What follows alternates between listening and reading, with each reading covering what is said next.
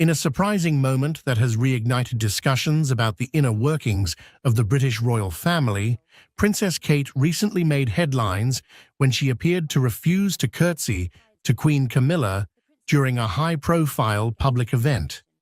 The incident, caught on camera, has led to widespread speculation about possible tensions between the two royal figures. As protocol usually requires the Princess of Wales to show deference to the Queen Consort with a curtsy, Kate's decision to bypass this traditional gesture has been viewed by some as a pointed act of defiance, possibly reflecting underlying discord within the royal household. This moment, though brief, has added a new layer to the ongoing narrative surrounding the dynamics and relationships among the senior members of the monarchy. If you look at the coronation footage as the King and Queen leave the thrones and head for the exit of Westminster Abbey on the coronation Saturday, you'll see that everyone bows and curtsies to the King, and no one moves a limb, a muscle, when Camilla passes. And that was because they were angry with Camilla. Camilla brought 20 Parker Bowleses to the coronation. There were 4 Middletons. All the people that helped Camilla get the crown on her head were excluded from that coronation, and they were furious. And not only that, Kate and William were angry too. And that anger, of course, Harry was angry, that anger went right through that small part of the congregation by the throne, by the centre of Westminster Abbey. Princess Kate's refusal to curtsy to Queen Camilla during a recent public event has become a focal point of royal watchers and media alike, triggering a wave of speculation about what might be going on behind the closed doors of the British royal family. This incident, while seemingly minor, has brought to light the complexities of royal protocol, the relationships between senior royals, and the public's fascination with even the smallest gestures within the monarchy. For centuries, the British royal family has been steeped in tradition, with every move, gesture, and word often carrying significant weight. The act of curtsying in particular is more than just a polite gesture. It is a deeply symbolic act of respect and acknowledgement of rank within the royal hierarchy. The sight of Princess Kate, the wife of the future king, choosing not to curtsy to the current Queen Consort, was therefore a moment loaded with potential meaning. Observers at the event noted that as the royal family gathered, there was a palpable tension in the air. All eyes were on Kate as she approached Queen Camilla. Traditionally, as the Princess of Wales, Kate would be expected to show deference to Camilla, who, as Queen Consort, holds a higher rank. However, instead of the customary curtsy, Kate merely nodded politely before continuing on her way. The deviation from protocol was subtle, but in the world of royalty, where every gesture is scrutinized, it was enough to set off a flurry of rumors and discussions. Some insiders suggest that Kate's decision may have been influenced by a series of recent events that have strained her relationship with Camilla. It's no secret that the royal family has faced numerous challenges over the years, from the death of Princess Diana to the ongoing struggles with public perception and the media. These challenges have, at times, created rifts between different members of the family, and it's possible that these tensions are now playing out in public view. One potential source of tension could be the differing approaches Kate and Camilla have taken toward their royal duties. Kate, known for her modern approach and emphasis on mental health and children's issues, has become a beloved figure in the UK and beyond. Her calm demeanor and dedication to her role have won her widespread praise, particularly among the younger generation of royal watchers. On the other hand, Camilla's journey to becoming Queen Consort has been fraught with challenges, including her long and controversial relationship with King Charles, which was initially met with public skepticism. Over time, Camilla has worked hard to carve out her own role within the monarchy, focusing on issues such as domestic violence and literacy. Despite their different approaches, both women are united by their commitment to the monarchy and their families. However, the recent incident suggests that there may be underlying differences in how they view their roles and each other. Some sources close to the royal family have hinted that there may have been disagreements over how certain royal duties should be handled or how public appearances should be managed, leading to a build-up of tension that finally surfaced in this public moment. This isn't the first time that the British royal family has found itself at the center of public scrutiny due to interpersonal dynamics. The relationship between Queen Elizabeth II and Princess Diana, for example, was often portrayed as complex, with Diana's popularity and modern approach sometimes clashing with the traditionalism of the monarchy. Similarly, the relationship between Prince Harry and Meghan Markle and the rest of the royal family has been a source of intense media interest and public debate, particularly after the couple's decision to step back from their royal duties and the subsequent revelations about their experiences within the family.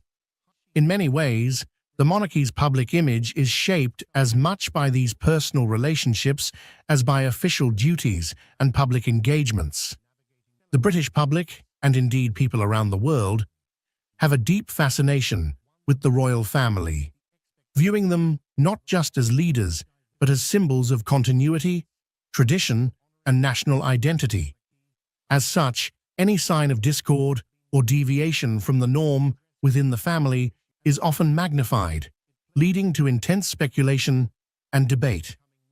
The incident involving Kate and Camilla has also highlighted the challenges that come with navigating the complex world of royal protocol. While the rules and traditions of the monarchy are designed to maintain order and respect, they can also be a source of tension, particularly when personal feelings come into play. In this case, Kate's decision not to curtsy may have been a way of asserting her own identity and independence within the rigid structure of the royal family. The British royal family, with all its grandeur and tradition, is often seen as a symbol of continuity and stability in a rapidly changing world. Yet incidents like the one involving Princess Kate and Queen Camilla reveal the human side of this storied institution, where personal relationships and emotions intersect with the demands of duty and protocol. The refusal to curtsy might seem like a small act, but in the context of royal life, it carries significant weight, shedding light on the complexities and challenges that come with being part of such a unique and scrutinized family. As the public and media continue to speculate on the meaning behind this moment, it serves as a reminder that the royals, despite their elevated status, are not immune to the intricacies of personal dynamics. The balance between upholding tradition and navigating modern relationships is a delicate one, and this incident underscores the ongoing evolution of the monarchy as it seeks to remain relevant in the 21st century. In the coming years, as Kate and other younger royals take on more prominent roles, moments like these will likely shape how they are perceived both within the family and by the public. Will they adhere strictly to tradition, or will they seek to redefine their roles in a way that reflects their own values and the changing expectations of society? The answer to this question will play a crucial role in determining the future of the monarchy.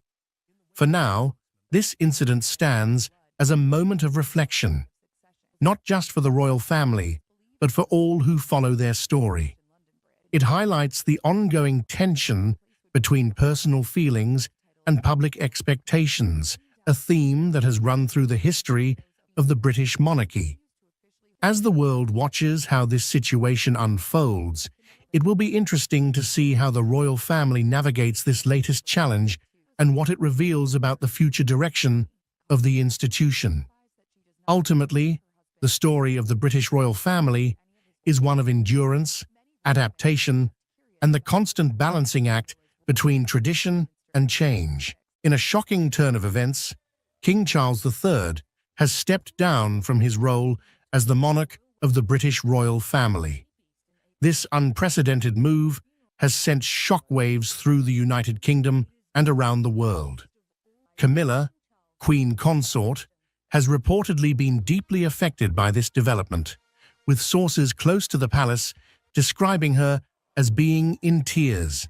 This decision marks a significant moment in British history, altering the future of the monarchy in ways that were previously unimaginable.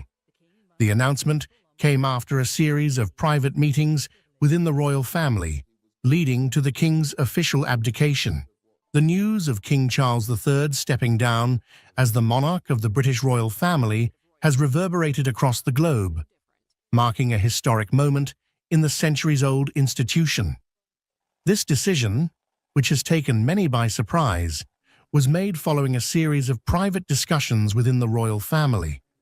The gravity of the situation is evident, as sources close to Buckingham Palace have revealed that Queen Consort Camilla has been deeply moved by the decision, with reports indicating that she has been brought to tears by the turn of events. King Charles' decision to abdicate has not only shaken the foundations of the monarchy, but has also left the public and royal watchers in a state of disbelief. After years of waiting in the wings as the heir apparent, Charles ascended to the throne, following the passing of Queen Elizabeth II. His reign, though short, has been marked by attempts to modernize the monarchy and address the changing dynamics of British society. However, his decision to step down comes as a significant departure from royal tradition, where abdications are rare and often carry considerable implications. In the days leading up to the announcement, there were whispers of tension and uncertainty within the royal household. Insiders have suggested that Charles faced mounting pressure, both from within the family and from external forces, to reconsider his role. The king's health, public opinion, and the future of the monarchy were reportedly central to these discussions. Despite the challenges, many believed that Charles would continue to fulfill his duties as monarch. However, the final decision to abdicate indicates the weight of the considerations he had to bear. Camilla, who has stood by Charles's side for decades, is said to have been particularly affected by the decision. As Queen Consort, she has faced her own share of public scrutiny and challenges. The prospect of Charles stepping down from the throne has added a personal dimension to the situation, amplifying the emotional toll it has taken on her. Those close to the couple have described Camilla as being visibly distressed, struggling to come to terms with the new reality of their lives. Her tears are a testament to the profound impact this decision has had on those within the royal circle. The implications of King Charles's abdication are vast and complex. For the royal family, it means a sudden shift in the line of succession, with Prince William now poised to take on the role of king sooner than anticipated. This change is likely to have far-reaching consequences for the monarchy, as William's vision for the future may differ significantly from that of his father. The British public, too, is grappling with the news, as they come to terms with the idea of another transition in leadership so soon after the passing of Queen Elizabeth. Internationally, the decision has prompted reactions from world leaders and royal families across the globe. The British monarchy has long been a symbol of continuity and stability, and the abdication of a sitting monarch is a rare and significant event. Allies and observers alike are now closely watching the developments in the UK, seeking to understand the motivations behind Charles's decision and what it means for the future of one of the world's most well-known institutions. In the wake of the announcement, the media has been abuzz, with speculation and analysis. Commentators are dissecting the potential reasons behind the king's abdication, from personal health concerns to the desire to pave the way for a younger generation of leadership. For centuries, the British monarchy has stood as a pillar of continuity, heritage, and a sense of collective identity. Its traditions have been woven into the fabric of the nation, offering a reminder of time-honored ceremonies, elaborate protocols, and the enduring institution of royalty. Yet, every so often, an event arises that shakes the venerable pillars of this royal edifice, leaving both public observers and royal insiders in a state of collective astonishment. In one such extraordinary turn of events, King Charles has chosen to step away from his royal title. This decision, seemingly born of a convergence of private convictions and public pressures, has ignited heated debates and intense curiosity across the globe. How did King Charles arrive at this watershed moment? What dynamics led him to relinquish the station he once seemed destined to uphold? And what does the future hold for a monarchy that has been forced to confront the realities of modern life in a way it rarely has? The first reactions to King Charles's decision were, predictably, a cocktail of disbelief and fervor. Royal watchers, the media, and the public at large struggled to reconcile the image of Charles as the face of established ceremony with a new vision of him stepping away from a role that has defined him for so many years. Some wondered if his choice was motivated by personal longing, a desire to forge a life unencumbered by ceremonial trappings, while others speculated that this step was part of a broader realignment within the monarchy itself, signaling that even the grandest institutions are not immune to the imperatives of changing times. All at once, questions flooded every corner of public discourse. Was this an attempt on King Charles's part to modernize the monarchy from within, or was it evidence of private struggles made public? Could it be a bid to protect his own mental or emotional well-being, or a response to the friction created by competing visions within the royal family? These layers of speculation did little to quell the public's thirst for clarity. Official statements were spare in detail, providing enough information to confirm the essential facts, but leaving ample space for rumors to flourish. Royal correspondents swarmed to glean any hint of hidden motives, turning an already complicated situation into a maze of theories, counter-theories, and endless commentary. For the British monarchy, an institution built on continuity and respect for established protocols, such widespread public questioning was unsettling, to say the least. Monarchs are typically paragons of steadiness, their decisions reflecting slow and deliberate changes rather than abrupt shifts. But King Charles's choice felt strikingly different. Indeed, the monarchy had seldom seen a development so abrupt since the era of the abdication crisis in the early 20th century. What lay behind this monumental decision? To answer that question, one has to consider the remarkable path King Charles traveled before this moment. Born into a life of inherited responsibilities, Charles spent much of his existence knowing he stood in the direct line of succession, bound to the future role of reigning over the country. From his earliest days, the weight of public expectation hovered, guiding his education, shaping his experiences, and dictating the trajectory of his personal life. Though he had passions, environmental causes, organic farming, charitable ventures, those pursuits were often cast in the light of his impending destiny as monarch. When he finally ascended to the throne, it felt like the culmination of everything his life had prepared him for. Yet, as with all human stories, the linear path from heir to sovereign was accompanied by complications.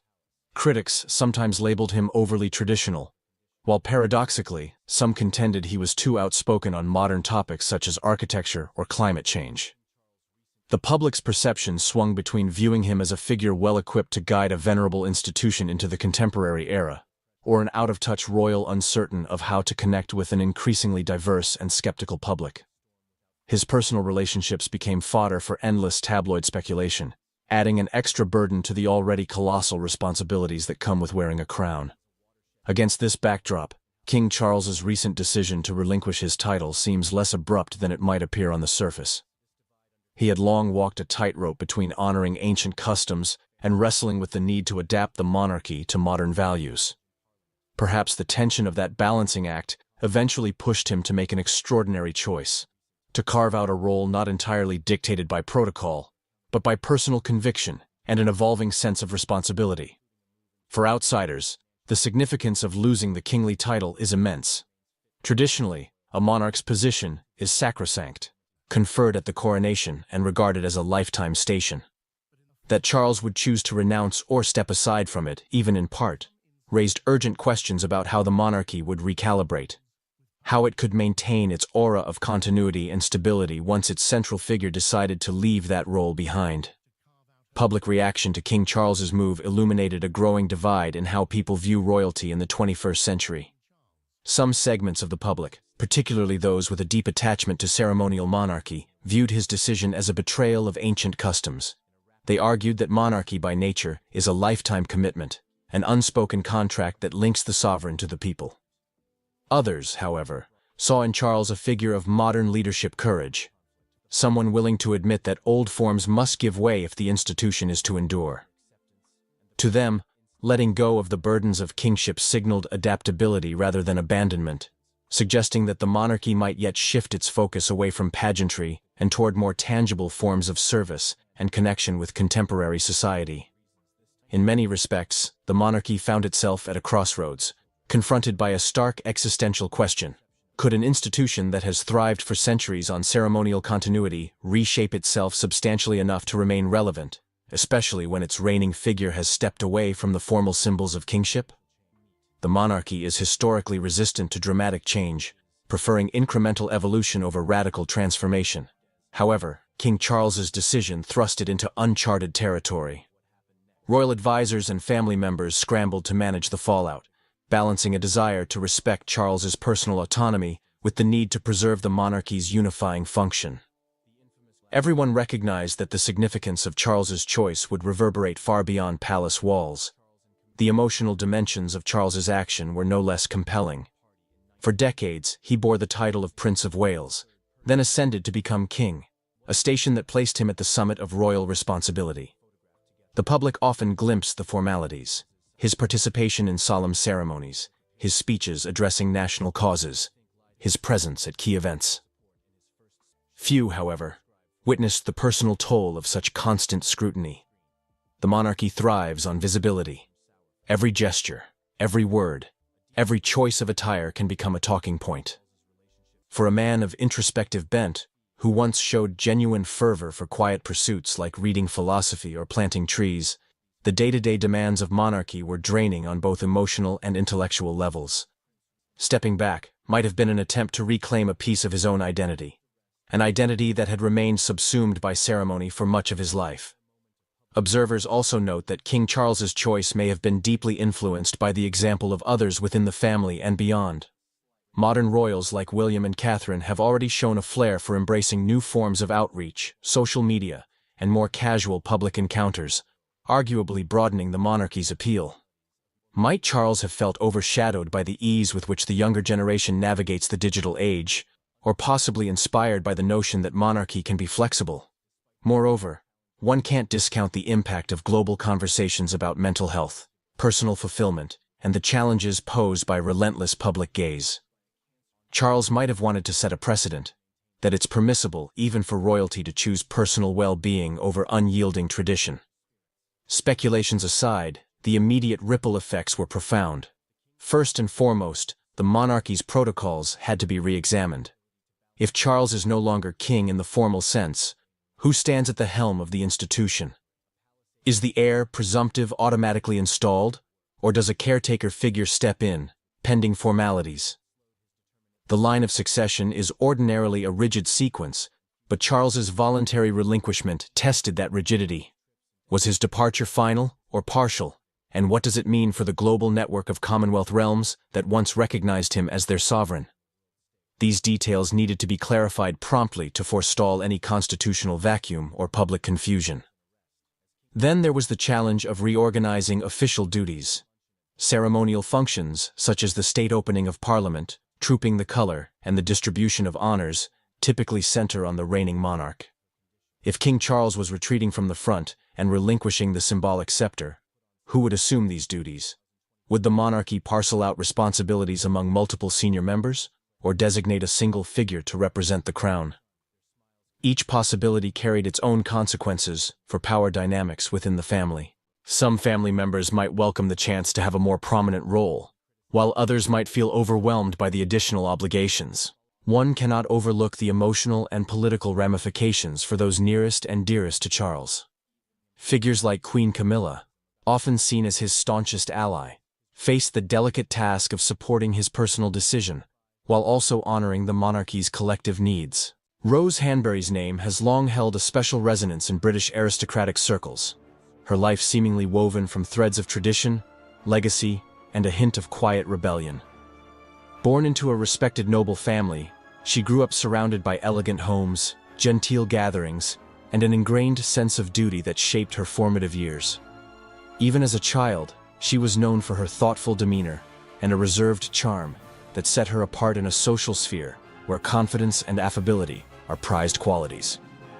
From a young age, Rose was taught the customs of aristocratic life: when to curtsy, what topics to discuss at the table, how to project grace and warmth without seeming contrived. Yet, beneath those carefully polished manners, she harbored private dreams that extended beyond the gilded confines of Britain's upper crust. Rose was blindsided by the sudden surge in gossip. She had never angled for the spotlight. Indeed, she had spent most of her life avoiding it, preferring the safety of a measured, dignified presence that placed her neither at the center of attention nor so distant that she became a subject of exclusion. To find herself cast as a focal point of tabloid speculation was jarring. At first, she attempted to ignore the murmurs. She believed that by refusing to dignify unsubstantiated rumors with a response, she could starve the story of oxygen. Yet the media's appetite seemed insatiable. Headlines speculated on her every move. If she stood too close to Prince William at a function, it fueled new whispers. If she avoided certain events altogether, tabloids read that as evidence she was hiding from controversy. Friends and advisors advised her on how to handle the situation. Some encouraged her to give a definitive statement denying all wrongdoing, while others insisted that silence was golden in the face of baseless innuendo. Rose struggled with the choice. She valued her privacy deeply, but also felt a moral impetus to defend herself, not just for her own reputation, but for the sake of her family and the people who had always supported her. Each day that passed without a formal statement only seemed to fuel the rumor mill. At the same time, every new rumor or tabloid headline left her feeling more invaded, as if her personal life, so carefully guarded, was being stripped bare for public entertainment. The stress took a toll on her well-being. She found it difficult to sleep, constantly anticipating the next wave of sensational headlines. Her daily routines, once simple and fulfilling, became tinged with apprehension. Even small outings, such as stepping out for tea or running an errand, could be photographed and then dissected. A life of quiet luxury and understated responsibilities mutated into a never-ending battle against a narrative she never signed up for. Adding to the pressure was the knowledge that her association with the royal family magnified every rumor, every small event, into an international news item. The monarchy, bound by centuries of precedent and the tradition of silent dignity, was unlikely to intervene publicly on her behalf, leaving her to navigate the minefield mostly on her own. Moreover, the rumors cast an unwelcome spotlight on her friendship with Kate, a bond that she had valued for its genuine warmth and mutual respect. Now, that friendship was pulled into the tabloid swirl of speculation. Magazines fueled notions of rivalry, betrayal, or tension. In that environment, even an innocuous moment, like being seated at the same table during a charity fundraiser, could be twisted into an entire narrative about forced interactions or veiled hostility. Rose's relationship with Kate was suddenly tabloid fodder, dissected by outsiders who had never witnessed their genuine rapport behind closed doors. Meanwhile, Prince William faced his own share of public scrutiny, yet the monarchy's time-honored strategy of silence prevailed. Those who empathized with Rose acknowledged the impossibility of her position. How do you fight an amorphous cloud of rumors without unwittingly giving them more substance? How do you retain your dignity when every attempt to set the record straight can be misconstrued as proof of guilt? At times, Rose considered issuing a firm denial through official channels. Yet she also feared that stepping forward to battle the tabloids directly would entrench her even further in the public eye, a place she never wanted to be. She made a series of measured choices designed to minimize attention. Invitations to glamorous events went unanswered. She reduced her presence on social platforms, restricting any glimpses the world might have of her day-to-day life. With each retreat, the tabloids pounced, interpreting her withdrawal as evidence she was avoiding Kate or being exiled by the royals. In truth, her decision to step back was more about self-preservation than anything else. She sought refuge among her closest circles. Yet the scandal refused to burn itself out. The story had all the elements the public relished: a supposed love triangle, a glamorous aristocrat, the future king and queen, and an official silence that left imaginative spaces for rumors to flourish. In some corners of social media, she was vilified. In others, she was defended as a victim of tabloid cruelty. Her life's narrative had splintered into countless versions, each retold by people who had never met her. Behind closed doors, she grappled with anxiety and a deep sense of frustration at how swiftly an unsubstantiated rumor could overshadow her years of dignified discretion. Eventually, the emotional strain reached such an intensity that she realized something had to change. She could not continue living as the unwitting protagonist in a public drama that showed no sign of ending. After much deliberation, she decided to take a decisive step, a formal announcement that she would step away from public life. The statement came through a single, carefully worded communication to a well-regarded British paper that had historically treated her with at least a modicum of fairness. She explained that she valued her privacy, that the speculation had taken a personal toll, and that she intended to focus on her family and personal pursuits away from the Klieg lights of paparazzi and endless gossip. The media reception was immediate and intense, as expected. Some outlets interpreted her announcement as tantamount to an admission that she had something to hide. Others claimed she was being bullied out of her rightful social circles by an unrelenting rumor mill.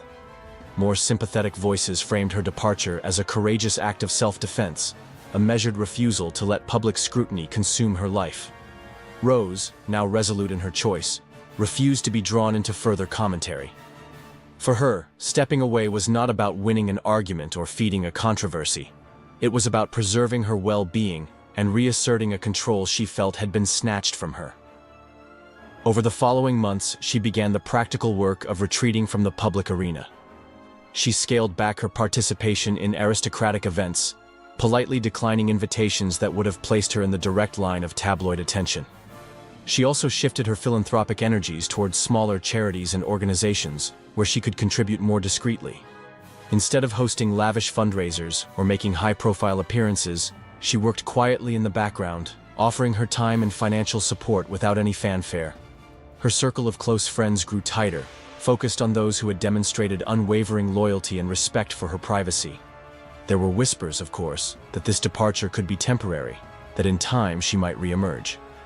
But Rose herself felt a profound relief in stepping off that public stage. Where once her days had been governed by social calendars and insidious rumors, she now woke to simpler rhythms: a morning walk, an afternoon spent reading or practicing photography, evenings dedicated to meaningful conversation with family and longtime confidants. Freed from the need to second-guess how each move might be perceived, she discovered a sense of peace that had long eluded her. Naturally, the tabloids were slow to let go. They spun stories about her reclusion, suggesting it was forced upon her by royal decree, or that she was harboring bitterness over alleged slights. But as time passed, and she consistently refused to re-engage, the appetite for new material about her dwindled. Other controversies arose to occupy the front pages, and the ceaseless churn of celebrity news found fresh subjects. Gradually, Rose's name became less frequent in the columns. Whenever it did surface, it was little more than a footnote, an echo of a once sensational storyline that people had largely moved on from. Meanwhile, within the royal family, the fallout took a subtler form. Kate carried on with her duties, sometimes facing questions about Rose that she politely sidestepped. Prince William, adhering to protocol, remained silent. In official settings, neither mention nor hint of the rumors was ever made. Palace aides presumably noted that the silent strategy seemed effective, And from the monarchy's perspective, the entire ordeal was best left to fade from collective memory. While no public statement was ever issued on behalf of the royals to clarify the true nature of Rose's connection to them, their unwavering silence was itself a statement that they did not deem the rumor worth acknowledging. Behind the scenes, there were quiet regrets. Kate was said to mourn the carefree closeness she had once shared with Rose, a friendship tested and strained by the swirl of unwanted attention. Those who knew the two women personally understood that whatever tensions had arisen, the root cause was never real enmity, but rather the media's compulsion to pit them against each other. But high-profile lives leave little room for clarifications, especially when clarifications might only perpetuate the gossip cycle. Thus, both women moved forward, carving separate paths in a world that had often thrust them together in ways they never orchestrated.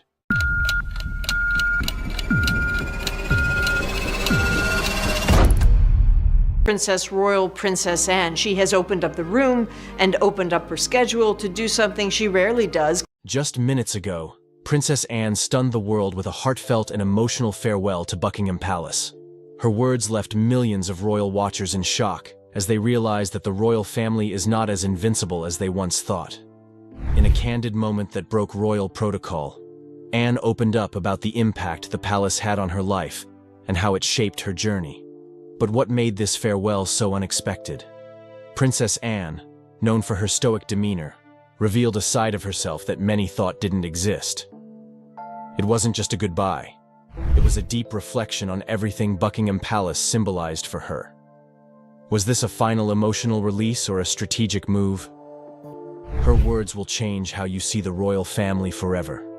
In her emotional goodbye, Princess Anne didn't just speak about her time at Buckingham Palace, but she revealed the silent, unseen struggles she faced while living under its roof. This wasn't the royal image everyone has come to know, perfect, polished, and untouched by pain. Anne's honesty about the weight of royal expectations, the pressure, and even her desire for personal freedom shocked the public. Was this the real Anne? Or was she just tired of the expectations placed on her by the monarchy? She opened up about how, for years, the palace felt less like a home and more like a gilded cage. Her words suggested that perhaps it was time to move on. Not just from the palace, but from the heavy burden of royal duty itself. As Anne spoke, there was a clear message for anyone listening. The royal family, despite its image of unity, is far from flawless. The emotions were raw, the reflections deep, and the words revealing. Princess Anne's farewell was not just about Buckingham Palace, it was about her own evolution as a member of the royal family. Her life, dictated by duty, was coming to a crossroads. Could this moment mark the beginning of a shift in how royals engage with the public and their duties? For the first time, Princess Anne was openly questioning the very system she's lived under for decades. What followed in her emotional speech left everyone questioning her future role within the royal family. Princess Anne didn't just say goodbye. She hinted at stepping back from the limelight. Was this a soft rebellion against the monarchy? Could the monarchy itself be headed for a major change, with Princess Anne leading the charge for a new era? Anne's words were not just a reflection, they were a potential warning to the royal family. Could this moment signal the beginning of the end for Buckingham Palace's hold over its most famous family? As the royal world processes this monumental announcement, one thing is clear. Princess Anne's emotional farewell has shaken the monarchy to its core. What do you think this means for the future of the royal family? Could this mark the beginning of a much-needed change, or is it simply the reflection of a tired royal under too much pressure? Stay tuned, because there's much more to come in this unfolding story. The secret behind Princess Anne's decision to leave Buckingham Palace will shock you. What made Princess Anne decide to bid farewell to Buckingham Palace? It wasn't just a desire for privacy or a simpler life. No, her decision goes much deeper. In her emotional farewell, Anne revealed an unexpected truth about her royal journey. For years, the public only saw a polished, strong princess, but behind the scenes, Anne's life was much more complicated. While the palace represents tradition, power, and duty, it also became a place of personal struggle. Her words about feeling trapped in the royal system resonated with many who believed she thrived in her role. But what made Anne truly decide to step away? For Anne, the constant spotlight and the pressure of royal duties became more than just a burden. It became a wall. She spoke candidly about her frustrations with the constraints of palace life. Unlike other royals who seemed to enjoy the luxury and glamour of their positions, Anne found herself seeking more than what Buckingham Palace could offer. But it wasn't just a case of wanting privacy or peace. Princess Anne was searching for something deeper. Her farewell was not just about leaving a building.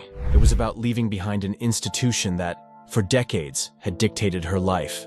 The question remains, what does this mean for the future of the monarchy? Anne's personal reflections revealed a level of dissatisfaction that few expected. While many view her as the quintessential royal, always composed and duty-bound, Anne confessed that her journey through the royal family was far from ideal. She talked about the weight of tradition, and how, over time, it stifled her growth. It was as though she was constantly suffocated by the expectations of her title. Princess Anne's decision to leave Buckingham Palace wasn't just a personal choice.